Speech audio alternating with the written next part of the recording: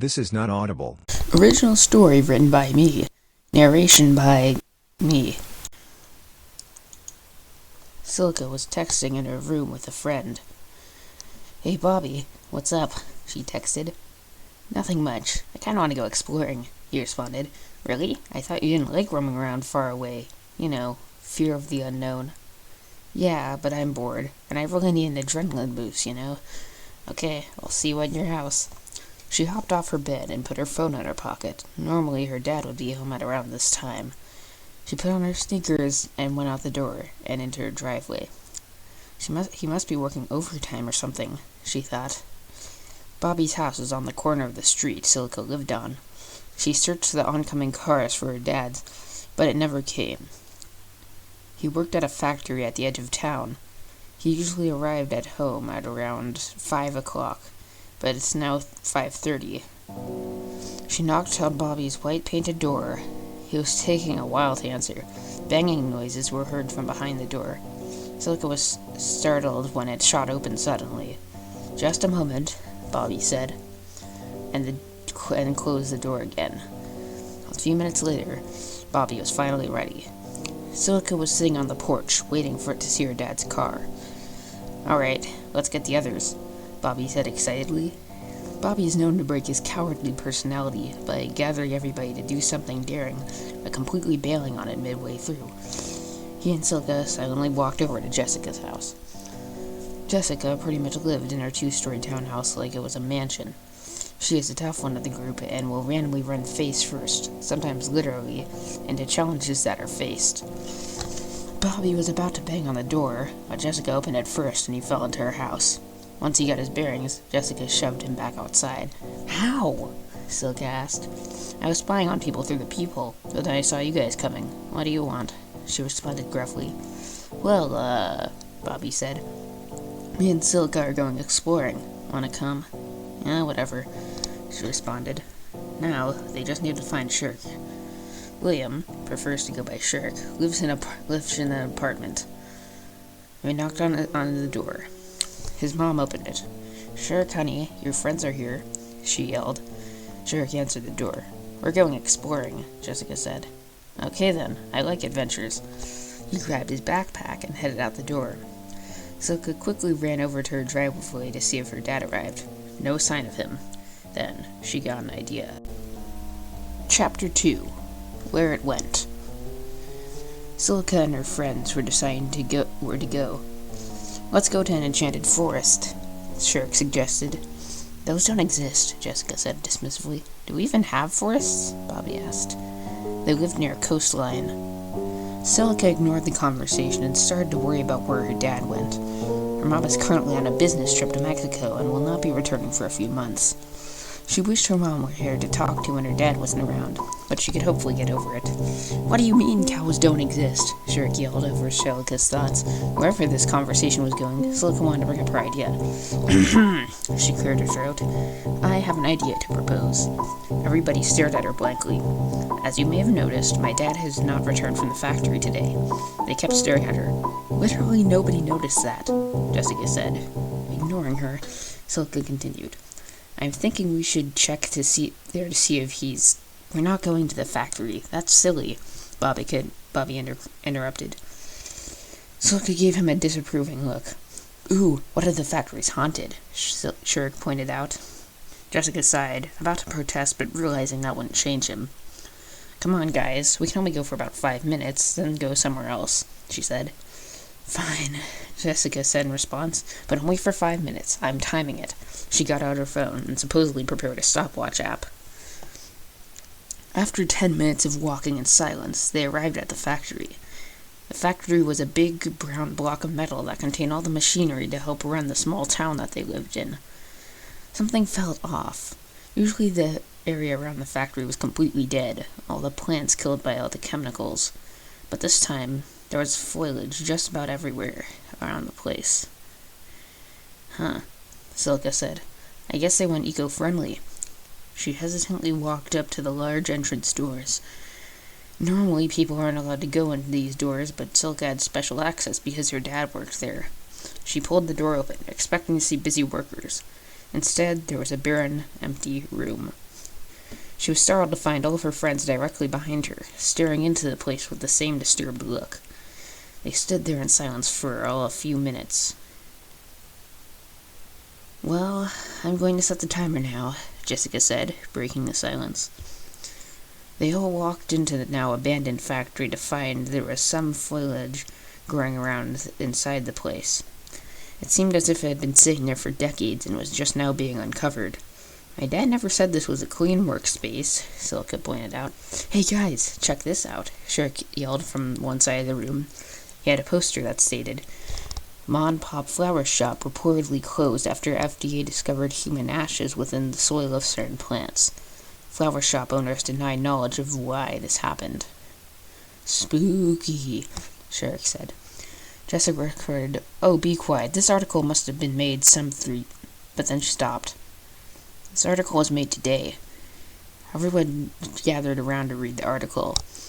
"I mean, worst case scenario, they killed people and put their ashes in the soil. But that isn't affecting us," Shirk reassured them. Sulkin nodded, but was worried about the foliage growing inside and if it had anything to do with that incident. She was also wondering how fertile human ashes were. Sometimes unexpected events make you think about things you never thought you would think about. Chapter 3. Not Alone. After looking around for a bit, Silica realized that it's very possible her dad went to pick up takeout dinner and was taking a while. "You know what, this is silly. My dad probably went out to go do something after work. Let's call it a day," Silica said, feeling embarrassed. Jessica was about to agree, but then she was interrupted. "Yeah, that's okay, Shirka said. This place gives me the creeps." Jessica sighed, knowing this would mean more walking around for no reason. She wasn't afraid of the dark, she just didn't like it because she would keep bumping into things, or at least that's what she told her friends. The group continued searching through the area, and weird things started happening. A loud humming noise erupted from the vents. Hilka immediately pointed her flashlight on it. The humming was accompanied by banging. It got louder and louder. Suddenly, the humming stopped, and Silica searched the room in the dark to find any evidence of something happening. She would have screamed, but she felt petrified. Suddenly, Bobby let out a blood-curdling scream. "Ack! Get off!" The buzzing was loud now. Silica shined her flashlight on Bobby to find a large June bug bumping into his face. The rest of the group let out a sigh of relief. "Oh, don't be such a wimp, Bobby," Jessica said, flicking the bug off to scare it. "It's just a silly June bug." Bobby just looked traumatized. He tried to say, "Use your words," Silica said teasingly. Bobby didn't like bugs, especially the big ones. He just started walking away. "Where are you going?" Silica yelled. "The exit," Bobby yelled back. He started to walk away again, until he was no longer visible. "He does realize that's not the exit, right?" Shirk asked. "Just let him go," Jessica said. "He'll eventually get scared and run back to us." Bobby realized he was not in the right direction, and he had wandered off to some unknown corridor. He was considering turning back, but the rest of the group would think he got scared and ran back. Not today. He was approaching a large room that would be a good place to hide. It was also bright in there because the skylight on the ceiling and the top of the walls.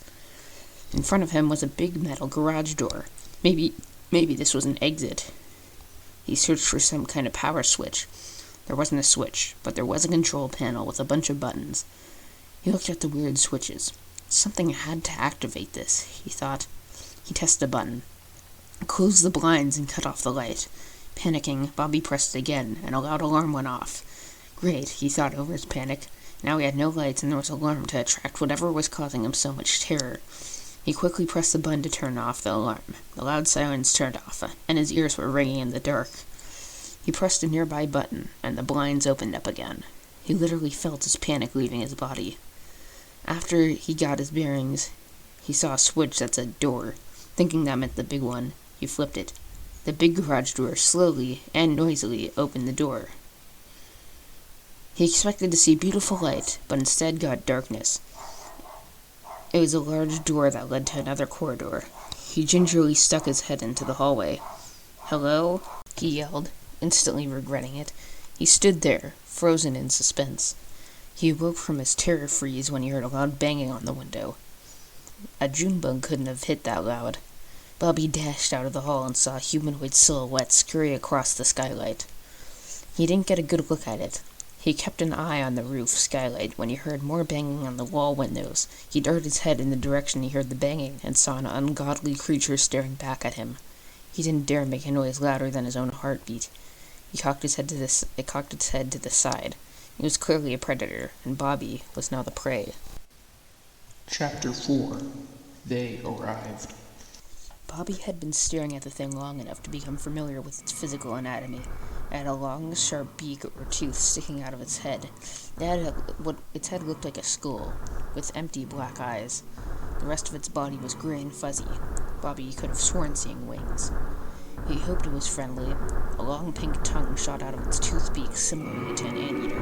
"What are you?" Bobby eventually yelled. The thing did not reply, but it started tilting its head backwards. Bobby backed up slowly. Suddenly, the thing thrust its head forward into the glass, smashing it. Bobby started running, but the creature flew downwards towards Bobby, gliding on its moth-like wings. It didn't catch him yet, but it was starting to charge at Bobby. It was fast. Bobby couldn't hold back anymore and screamed. It was too late, but the thing caught up with Bobby and pinned his arms down. He desperately kicked at the thing, but it was no use. It looked at Bobby's right arm and drove its tooth into it. Bobby screamed in agony, and he felt it sticking its tongue into his arm, sucking blood out. At this point, Silica and her friends had roamed far enough and found nothing interesting yet. But as they were heading back, they heard Bobby's screams and quickly located the corridor he last went down. "It's probably just him being a big baby again," Jessica said. "Are you sure?" Shirk asked. "It sounds like he's in a lot of agony." Probably just tripped and fell." After a while of having his arm deflated by the tooth monster, it started to feel numb, and Bobby wasn't in pain anymore. He still screamed. His voice had gotten raspy from all the screaming and begging. He finally got the strength to lift his right arm out of its grasp and punch it. He punched its tooth as hard as he could, but it didn't even chip. The tooth monster was enraged and grabbed Bobby in a chokehold. He felt its clawed hands pressing down on his windpipe. He tried punching it again. Finally, the group arrived. To their surprise, he was in danger. "What the hell is that thing?" Silica yelled, but Shirk put a hand over her mouth. She tried to protest, but her mouth was covered. "Okay, here's the plan," Jessica said. "You guys be quiet, and I'll sneak up on that thing and kill it." Silica and Shirk nodded in unison. Jessica knew what she was doing. She almost felt weird having to slowly watch her friend get tortured like this. She was just in range to grab the tooth monster and tackle it to the ground when the timer she set earlier ran off. The tooth monster let go of Bobby and floated in the air on its wings, then turned to face Jessica, who was ready for an intense brawl. Bobby lay half dead on the floor between them. The thing flew quickly towards Jessica, but she made a quick move and punched it in the face, hard. It flew in to strike multiple times, only to get punched. "The tooth," Bobby practically whispered. "Go for its tooth." The thing fake charged Jessica one last time, only to climb back on top of Bobby and jam its tooth into his neck. "Bobby!" Silica screamed. Bobby let out one last tortured scream before all the life left him. For the first time, Jessica was horrified. She just watched as her friend died right in front of her eyes. The creature lifted up from Bobby, only to be tackled by Jessica. It tried to get back up, but Jessica slammed its face into the ground over and over again, until its tooth had completely shattered. But Jessica just kept slamming it until all of her energy had vanished. She then kneeled next to Bobby's dead body. "Why did it have to be him?" she whispered to herself. Silica and Shirk were still stuck in place.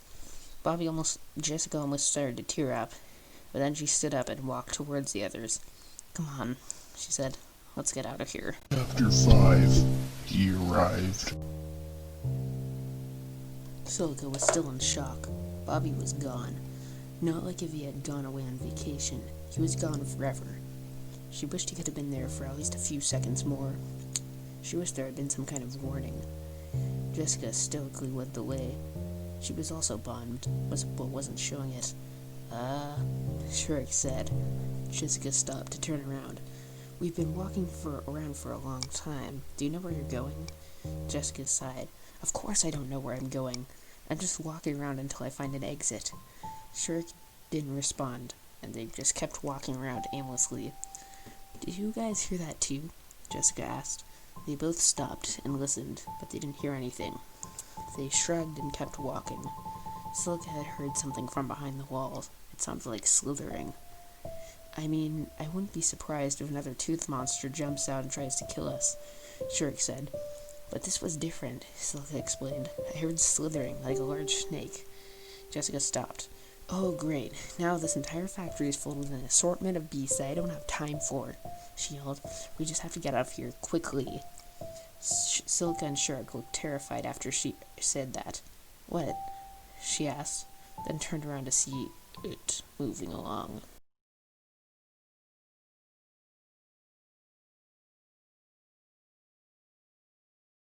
Chapter 6.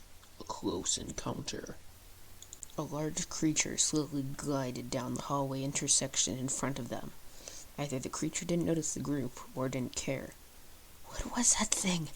Silica said, wheezing. After a passable amount of time, they assumed the snake creature was out of sight. The three walked up to the hallway, and the thing had slithered down. The ground wasn't concrete, it was now powdery and covered with foliage. The walls were mossy. Soil, Shirk said. Maybe the thing was the source of all this plant life outside, Silica realized. Shirk was puzzled. But how was it doing that?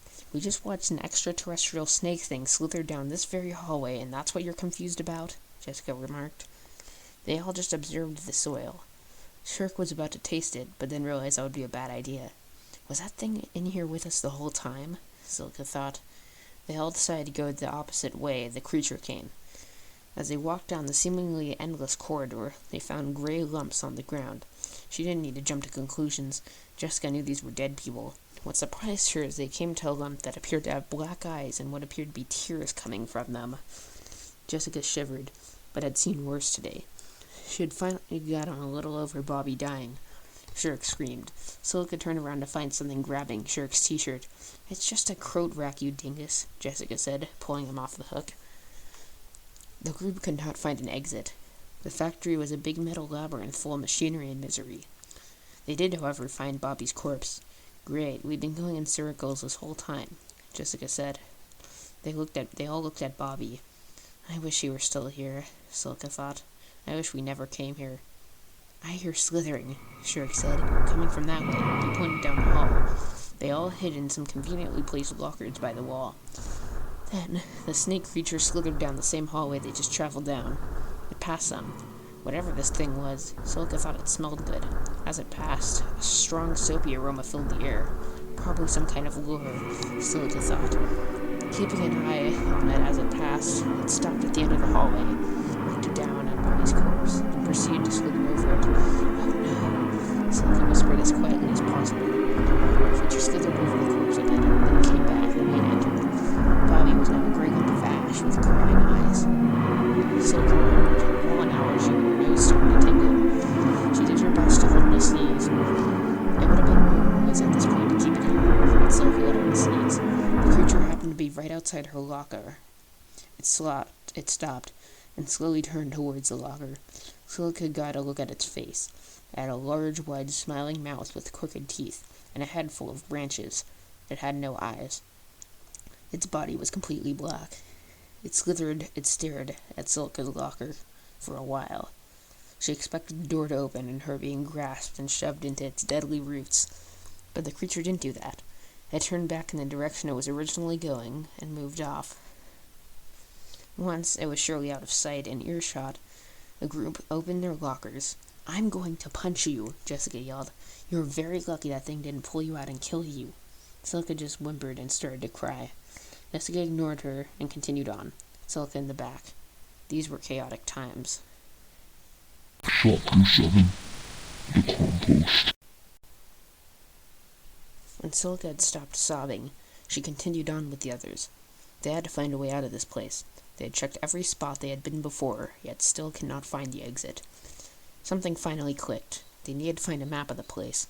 The group had memorized the building completely and had known where all the maps were. They just never thought to look at them. When they arrived at one of the map locations, Shirk examined it. The other two waited. Okay, Shirk said, acknowledging the map's instructions. Come on, we don't have all day, Jessica said, realizing it was probably nighttime. Okay, Shirk said, ignoring Jessica. All we gotta do is take 2 rights, straight forward, a left, and the exit should be right in front of us. I'll lead the way. Being lost anywhere is stressful, but being lost and stuck with a hungry monster that probably wants you dead is worse. They knew when it would come based on the slithering and soapy scent, but there was nowhere to hide. They just had to be lucky and not encounter it. What are all these hallways for anyways? Shirk asked. Are there just empty rooms with no rooms? Nobody answered. By now, almost all the ground was soil. They were almost at the exit. Just one more turn and they would be there. They turned the corner and saw the beautiful exit. But one problem, it was covered in dirt. I think it knows we're here, Silica said. Jessica walked up to the mountain of soil and clawed at it, but it wouldn't come off. She backed up. Let me try, Shirk volunteered. He charged full speed at the dirt pile, but it was stuck. Before Shirk could finish, the dirt rumbled. The snake monster emerged. Shirk backed away as fast as he could, but the monster didn't waste any time and grabbed him. It started shaking him for some reason. Help me, he tried to say, but it was hard when being shaken around. Jessica approached the creature, but then it hissed and tossed Shirk on the floor and slowly started to run him over. Silka tried to tackle the thing, but it picked her up and lifted her above its head. Jessica was too high in the air to reach it and could only squirm helplessly as she watched her only other friend die. Silka ran. She was helpless to stop the creature.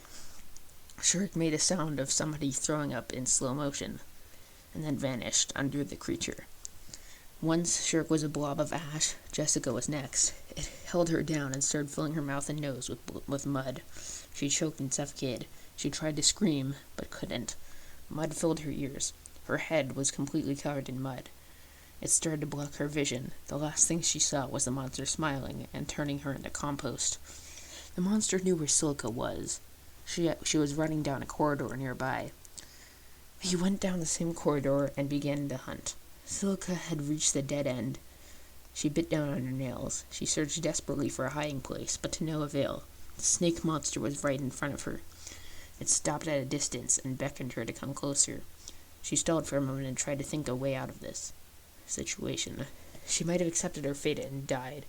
Very well. A deep voice rang out, and the monster charged at her. She was not dead, yet. She opened her eyes to find herself in a field of flowers, tall grass, and those fuzzy plants you would tickle your friends with to annoy them. She looked down to find that she was wearing only a white dress and was barefoot, though she couldn't feel the grass under her feet, or anything for that matter. She felt no breeze, but the plants were swaying. She also noted faintly hearing classical music playing in the distance. Where am I? She asked herself. It hurt more to move. She could barely turn her head. When she finally turned around, she found the snake thing behind her. Her feet were planted in place, and she could not run away. What do you want from me? She yelled. The monster approached her slowly. She tried as hard as possible to run away. The ground behind the creature did not turn to soil because there was already plant life there. It stopped right behind her and said, "Compost." She then felt dizzy and fainted. When she woke up, she was in a sack. Had he kidnapped her? Somebody opened the bag and she saw her dad dragging her in the sack. Why was her dad here? He tossed the sack on its side. This would have hurt Silica, but she couldn't feel it. She couldn't move and felt every atom of her body individually. She saw out the sack a gravestone that said, Silica, 2003 to 2019. Remains found in an abandoned factory. This wasn't right. Silica managed to see inside the hole dug next to the gravestone. It was her corpse, dressed like in the flower field. Nobody knew where Silica really was, or at least that's what Silica thought. She would have been shocked if she could feel when her dad looked directly into the sack and said, "I hope you enjoy yourself." He then took a shovel and started scooping Silica out of the sack and into the hole. Silica really wished that she had put something different about what she wanted to do with her when she died in her will. As she was being scooped, she wondered what had actually happened. Why was she dressed like in the flower fields? Had she actually died there? Her dad finished scooping Silica out of her sack, and her body was no longer visible. One of the attendees noticed a strange greenness in the soil. Her dad said nothing and walked off. And so Silica sat there, protecting her body from harm. Epilogue. Joshua had been hiding in the storage room for what seemed like hours. That thing the researchers called the botaniclith had actually been true, not a myth. After seeing a coworker die dead, all he could do was hide and hope it doesn't find him. He could hear it. It was searching for him. It has unusual root tentacle things that have chemicals that can disassemble the building blocks of human structure, leaving only ash to be possessed by its previous physical form. The creature had passed, and the slithering could no longer be heard. There was still something outside, though. He could hear some creature, possibly known as the Tooth Monster, that has formed some sort of an alliance with the botaniclith, claiming victims and leaving their bodies for the botaniclith to disintegrate. They were smart, but probably not enough to open the storage door. Josh instantly bit back his thoughts when he heard an alarm and a screeching noise outside. If it got to the control panel, it was only a matter of seconds before the door creaked open. Josh ran to the back and cowered in a corner. He saw the silhouette. It saw him. It was staring from behind the wall. It started to approach him. Josh was completely covered in the black parts of his shirt. It stood there. He knew it saw him. It stared directly at him, when a banging noise was heard. The tooth monster ran outside and looked somewhere else. While it was distracted, Josh closed the door again from the inside. As the door was closing, he saw it from a side angle. He felt stupid to notice that was a person and not the tooth monster. When the door closed, he was safe, but realized he probably left that person out to die. But that was not his biggest concern. He heard commotion outside. That was probably the real tooth monster. There were screams and cries, but Josh had gotten used to that. After a while of holding out, Josh went to open the door to see if the coast was clear, but then he heard slithering and went back to his usual spot. There was something rustling in the lockers. Might have been the botaniclith searching for his next victim. Josh heard a particularly loud sneeze. It sounded feminine. The sneeze might have been the last one that person ever had, but no screams were heard. He heard the slithering get quieter, meaning the botaniclith had retreated. While it was safe, Josh exited the garage. There was a lot of foliage and soil covering the floor. This was an effect of the botaniclith. He hurried down a hallway. He was just a few turns from the exit when he heard slithering. There was no hiding spot. Josh had to run. He was too far from the storage room, but it was too late. The botaniclith happened to be right in front of him. It didn't give chase, though. It only followed when Josh ran. He stopped and looked at the thing. What could create such a hideous monster? What a pleasant surprise, it remarked. It slowly approached Josh, and Josh jerked backwards. Do not fear, it continued. I have something for you. Josh knew this thing would be certain death. You cannot outrun me. Just lay down on the floor, and you will see. Josh decided to make this go quickly. He lay down on the floor, and the botaniclith approached. This won't hurt a bit. The only thing holding him back was his family. He had a wife and a daughter. He didn't want to lose them. Whatever the botaniclith had in store had better be worth it. He was in a field of flowers. He heard classical music in the distance. He couldn't move. Josh realized that he was a flower. He tried to talk, but couldn't. He just sat there, as a flower, waiting for something to happen. The music was driving him mad. It was a piece he knew. What was it called? Suddenly, he saw something he didn't expect to see. His daughter, Silica, was standing there.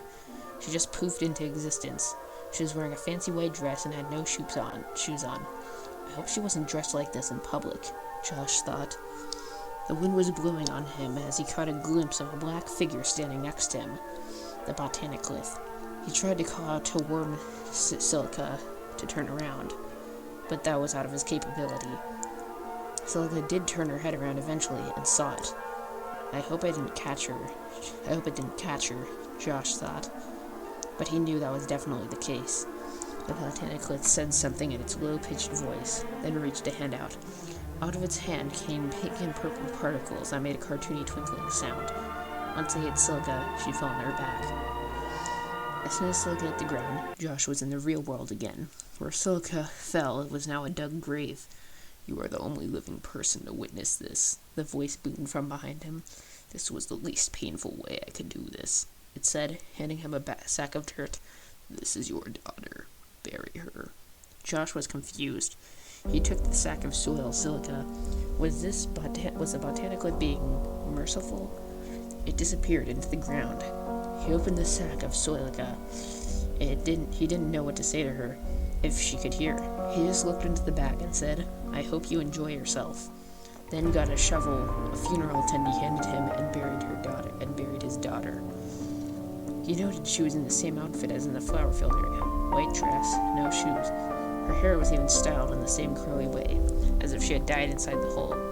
He stopped asking himself questions and kept burying until the hole was completely filled.